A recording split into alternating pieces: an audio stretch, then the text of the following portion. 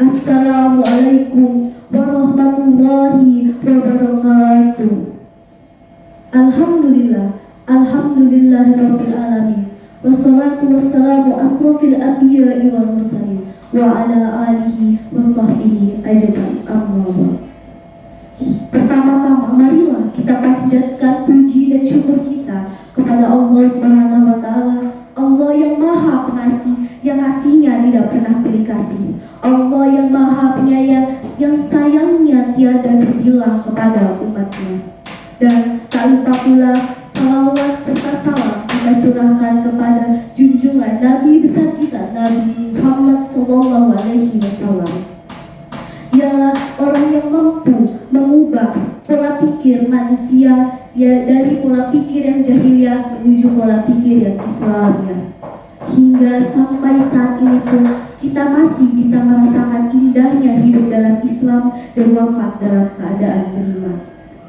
Hadirin yang dimuliakan oleh Allah Subhanahu wa taala, pada kesempatan kali ini saya akan menyampaikan pidato saya yang berjudul Sifat dan Karakter Rasulullah SAW sebagai suri tauladan bagi umat manusia.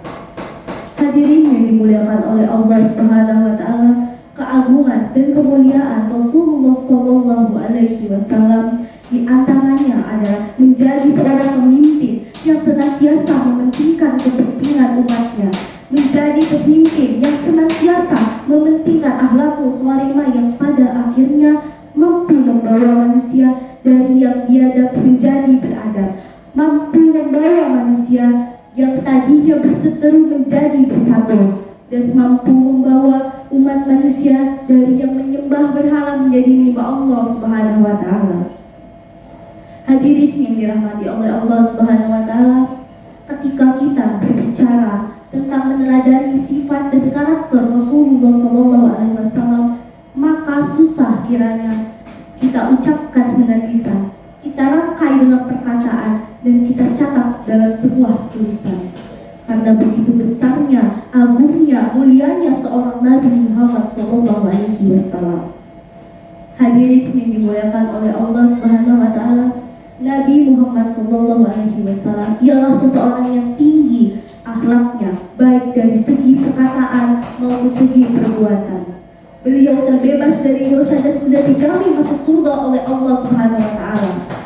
Walaupun demikian, beliau senantiasa menghabiskan waktunya untuk beribadah, berdakwah, berdoa, dan bermunajat kepada Allah Subhanahu wa taala.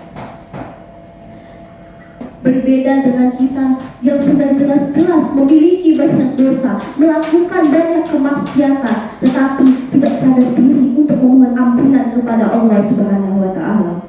Bahkan tak sedikit pula yang tak mengingat Allah Subhanahu wa taala karena terlena kehidupan dunia.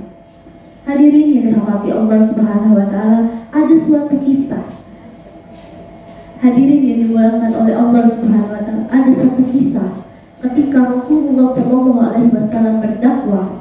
Beliau dilempari batu, beliau dicaci maki oleh kaum kafir, sampai-sampai kepala beliau bercucuran darah.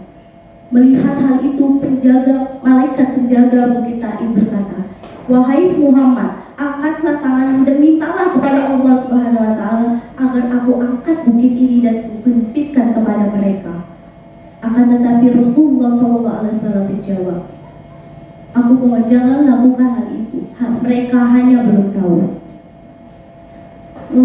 Setelah itu Rasulullah SAW berdoa kepada Allah agar anak-anak keturunan mereka kelak beriman kepada Allah Subhanahu wa taala. Subhanallah, begitu agungnya, begitu mulianya akhlak seorang Rasulullah SAW. Ketika ia dicaci, ketika ia disakiti, beliau tidak membalas ataupun membenci, tetapi beliau malah mendoakan yang terbaik untuk mereka yang menyakiti. Hadirin yang dimuliakan oleh Allah Subhanahu wa taala, kita sebagai umat Nabi Muhammad SAW sudah seharusnya menjadikan hal itu contoh dan melaksanakan berbagai sunnahnya, baik dalam segi perkataan maupun perbuatan. Oleh karena itu, mari kita introspeksi diri kita sendiri, mari kita perbaiki mana yang salah sebagaimana tuntunannya. Demikian pidato yang dapat saya sampaikan. sampaikan pada kesempatan kali ini. Terima kasih atas segala perhatiannya dan lebih kurangnya mohon dimaafkan. Wabillahi taufiq wal hidayah. Wassalamualaikum warahmatullahi wabarakatuh.